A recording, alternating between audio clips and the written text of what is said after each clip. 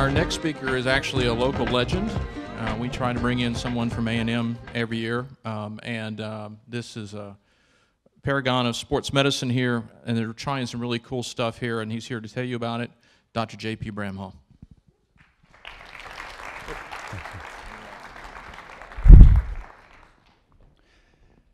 Thank you for the opportunity to be here and speak to the Huffines group on the Huffines discussion number 4. Our challenge today is to present some very exciting things that are near and dear to our heart in only 15 minutes.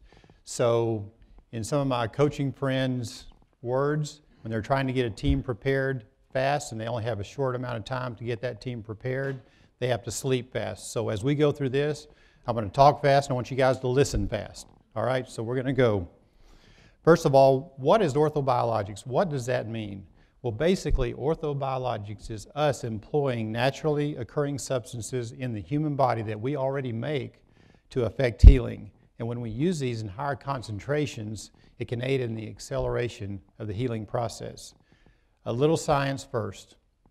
What does it take to heal an injury? Well, first, we have to lay down extracellular matrix, and that's the area where the cells live. As you can see in this slide, the chondrocytes are the little blue dots, and they live in that pink stuff called the extracellular matrix, and that is what supports the cells. That gives them their nutrition biomechanically, and that's where also all of the other cells who are trying to heal that area come to gain their nutrition.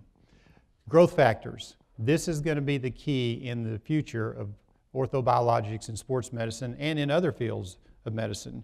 Proteins that are necessary for the cells to work during the healing process, also known as cytokines. And the future is we're going to eventually learn that when we inject orthobiologics or inject a biologic material into the body, we're going to find specific cytokines, specific proteins to inject. So if I'm going to inject a ligament, we'll know which cytokine to inject. Right now, we're putting blood products in, and our own body is able to recognize some of those, but we can be more specific, and so that's the future of orthobiologics. The third thing that occurs when we're healing an injury is stem cells. We have stem cells within us that have the ability to differentiate or change into the area that they are affecting. So in our body, when we use plasma or platelet-rich plasma, the platelets within us release growth factors, and those growth factors recognize where they are, they know which tissue they're in and which tissue they need to heal. So some of the cell-based therapies that we have been employing started in the 1980s, and one of them is known as autologous chondrocyte implantation, where we would take a piece of cartilage, send it to Boston, they would grow it, fly it back, and we would inject it into an area of cartilage degeneration. That sounds good. That's 2 surgeries. That's a lot of steps. So what we're trying to do now with cell-based approaches is locally being able to handle injuries to ligament, tendons, cartilage, and meniscal injuries. The game changer with orthobiologics, this is the key. Cellular tissues, they can migrate, so they can get to the area of injury. 2, they can proliferate. They can form new cells. And third thing is they can differentiate. They can recognize where they are and change into that tissue that they're trying to heal and affect the healing process. I'm going to talk about 2 different orthobiologic treatments that we're currently using. There's a wide array of them. There's 2 that we're going to talk about today. First is called platelet-rich plasma, and another one is called osteochondral allograft implantation. There's a wide array, again, of orthobiologics, but again, in our 15 minutes, I'm going to touch on 2 that we're pretty interested in. What is platelet-rich plasma? Platelet-rich plasma is a preparation of a patient's own plasma by removing the red blood cells and the white blood cells from the blood product. And you do this by placing a small sample of a patient's own blood into a centrifuge and removing, again, the white blood cells and the red blood cells. This leaves us with a solution of plasma that is higher concentrated in a patient's platelets and healing cells. It can support regeneration and restoration of the joint or the tissue, and basically gives a biological boost to the healing process. PRP can be used to promote healing in many injuries. I mean, we can use it in ligaments, tendons, muscle injuries, tendinitis, and in laboratory tests, we see a significant increase in cellular proliferation. Again, we see cells grow in the area of the injury once the PRP is injected into the area. Other things that platelets affect. Platelets decrease inflammation. Platelets decrease pain, and they increase high hyaluronic acid. As we go through this talk, you'll see in a minute why that's important. But remember that they decrease pain, so when you put it into a joint or an injury, it decreases the pain and it decreases the inflammation, which also hurts, but it increases the HA synthesis, and hyaluronic acid is this fluid that our joints normally make for lubrication. ACP is another product, also a PRP product or a platelet-rich plasma product, that outside the bloodstream, the platelets become activated, and when they become activated, they release these growth hormones or these growth proteins and these growth factors that affect the healing. So possible indications. You can use them in ligament injuries, fractures, you can use it in muscle injuries, hamstring strains, meniscal tears, Achilles tendon injuries, rotator cuff tears, degenerative arthritis, articular cartilage, plantar fasciitis, tendonitis, all these things.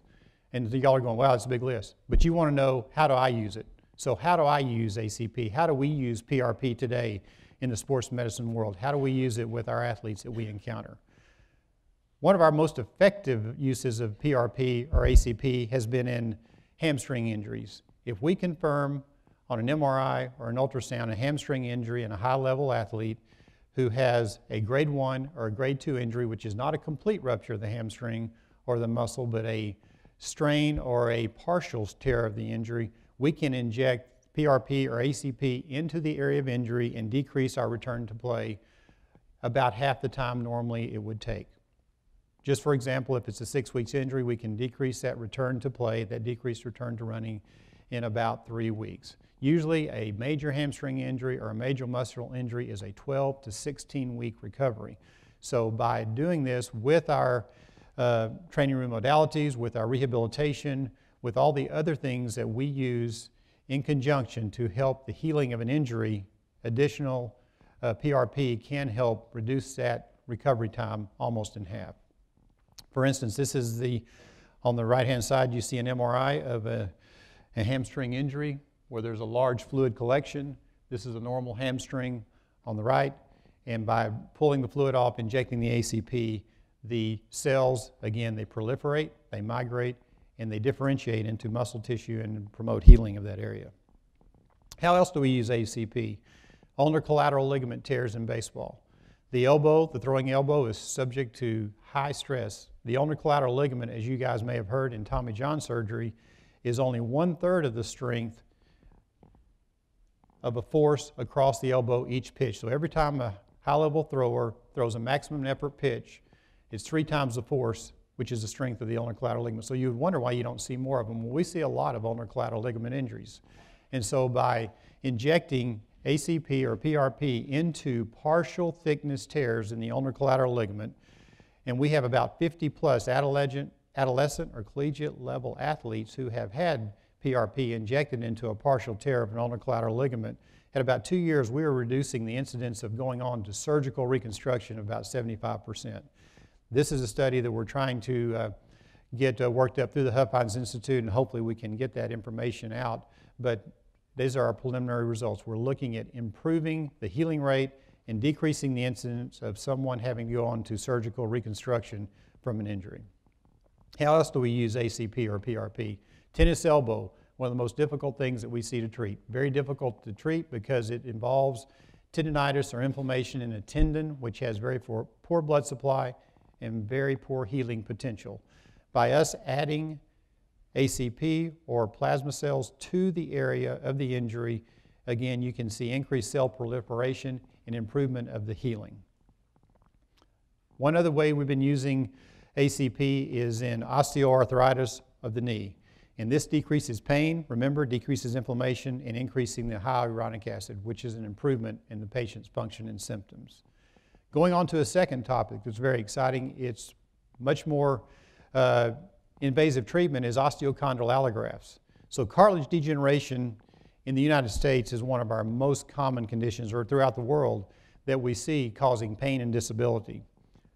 250,000, 300,000 surgical treatments for symptomatic cartilage injuries in the U.S. And on the research of this in Europe, or in euros, 25 billion euros per year, 33.2 billion US dollars per year research on tissue engineered products trying to affect cartilage degeneration. Cartilage has a very limited capability to repair itself. Remember that first cartilage cell where the blood supply is very minimal? Cartilage has a very limited capacity to repair itself once it's damaged, and so this cartilage has no direct blood supply, and the chondrocytes are sequestered in that matrix, and that prevents the migrations to the point of injury. This is a slide from a Division I softball player who had a full-thickness cartilage lesion. This is a diagram of the anatomy of the cartilage. The white smooth surface on top, that's what we walk on, and the cells below show that the cartilage cells are very far from the surface and can, in a very, very limited way, affect healing. What are some of the surgical treatments we've been employing? Chondroplasty or debridement, and that's cleaning it out, just like on this slide. Cleaning it out. What does that do? Makes them feel better, but does that really help them heal? Not a whole lot. 70% of the time in the U.S. we're doing chondroplasty and debridement. 20% of the time we're doing microfracture, trying to stimulate some blood flow from the intermedullary canal. And then about 10% we're doing some allograft, autograft, or cartilage replacement therapy. Some of the biomaterials for cartilage and joint preservation have given us less than desired clinical outcomes because of the complexity of cartilage. It's very difficult to replicate. So the challenge is to select a technique that offers a significant advantage of the joint. It's cost effective, it's one stage, one surgery, and it's patient friendly. One of the best things we've found is osteochondral allografts because, as you can see, they provide that 3D reconstruction and space filling property for medium to large articular surface defects in the knee or in the joint that we're treating. They perform the function of being a scaffold, so it maintains that integrity of the joint so that there's no further breakdown, and it induces that cartilage differentiation again through a cascade of signaling events, again through the regulatory cytokines, through those proteins that are released to heal. Those osteochondral allografts serve as a scaffold so all that can occur. And this sets them apart from other cartilage regenerative or other joint restoration type of surgeries that we perform in the competitors for osteochondral allografts. So we have found something that does help, and it does provide a good joint restoration procedure.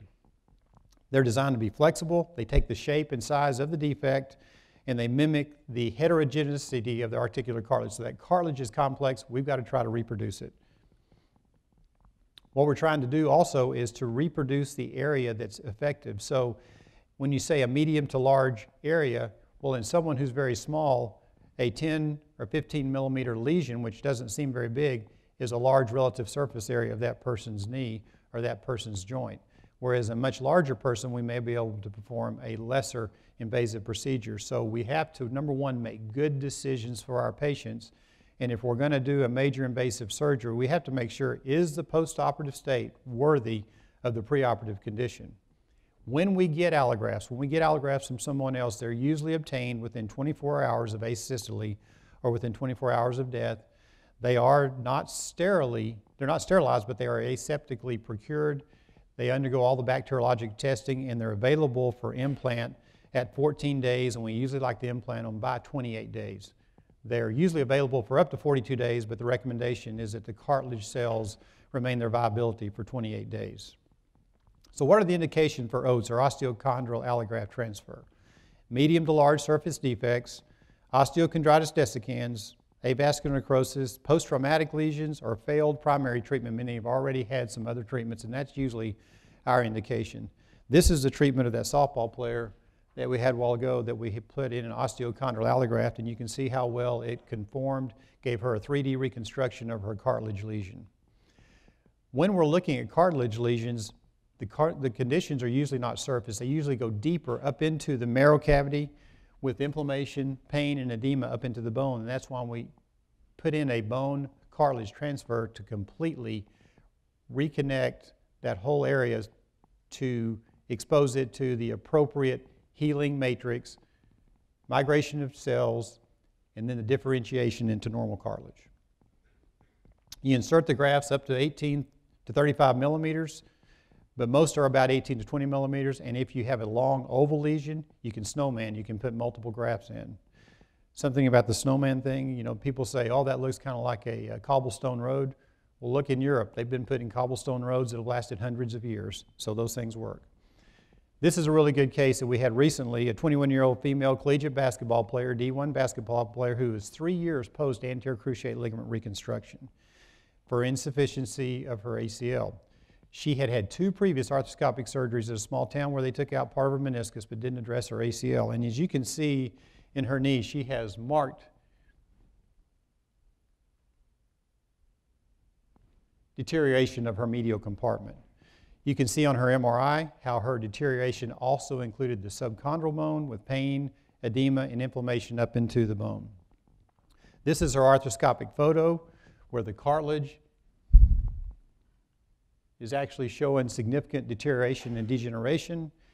This is the open part of her surgery where you can actually see grade 3 to 4 degenerative changes of her condyle. And as we prepare the socket, we place an osteochondral allograft into the area of the injury, and you can see the conformity and the reproduction and the regeneration and the restoration of her joint. So the before and the after shows a well-restored joint with a osteochondral allograft. So these can be performed through small arthrotomies or arthroscopically, and this is often the most versatile and predictable treatment option for young, active athletic patients with articular cartilage disease. These are 2 really exciting things. We are just scraping the surface on what the future holds in orthobiologics, but these are 2 things that we are currently using, clinically applying, and hopefully improving the quality of patients' lives. Thank you.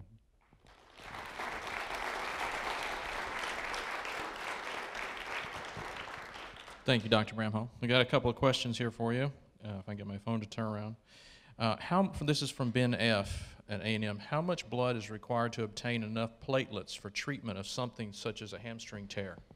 We take 15 cc's of a patient's blood from a simple stick, and when we spin it down, the resulting ACP layer is about 4 cc's of plasma.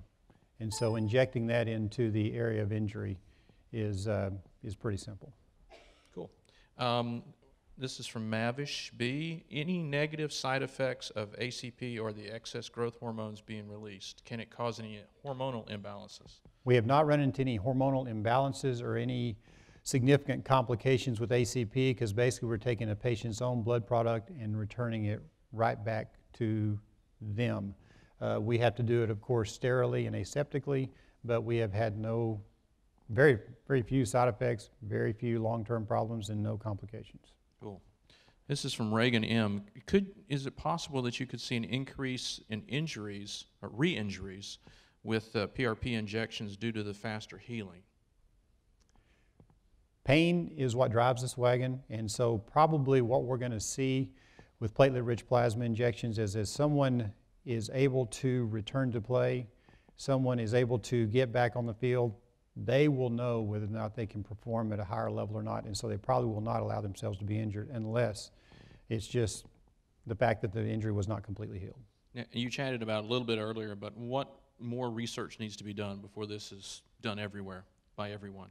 Well, we need to make sure that we are understanding exactly what the long-term outcomes are, if we are having actually improvement of outcomes, or if we're actually having just a short-term improvement with long-term deterioration.